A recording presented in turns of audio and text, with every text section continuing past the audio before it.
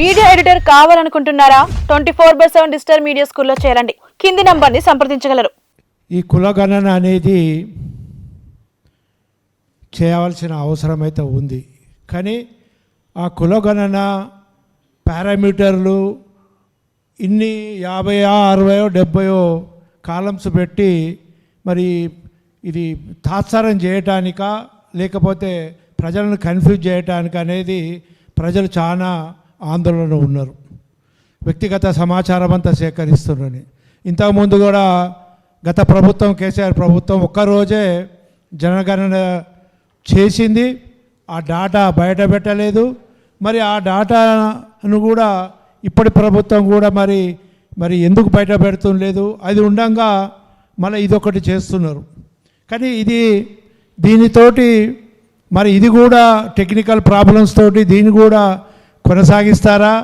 ఇది వచ్చేంత వరకు కూడా గ్రామ పంచాయతీ ఎలక్షన్లు ఇట్లనే పోస్ట్పోన్ చేసుకుంటూ పోతారా?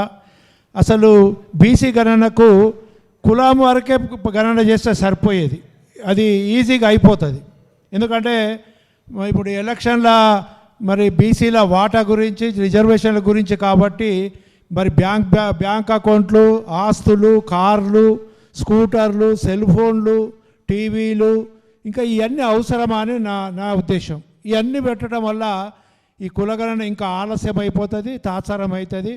మరి గ్రామ పంచాయతీ ఎలక్షన్లు కూడా మరి ఇప్పుడు అంతలా అంత అయ్యేంత వరకు కూడా జరిగే అవకాశం లేదు. కాబట్టి క్లారిటీ కావాలంటే మొత్తం సమాజంలో ఉన్న మరి కుల పెద్దలను అందరినీ పిలిచి ఒక పద్ధతి ప్రకారంగా మరి ముందుకు పోతే బాగుంటుంది. కానీ మరి ఎవరిచ్చారో సలహాగా తెలియదు. కానీ మరి కులగణన మాత్రము ఎప్పుడు పూర్తవుతుందో, ఎప్పుడు దీని రిజల్ట్ వస్తుందో చెప్పలేము.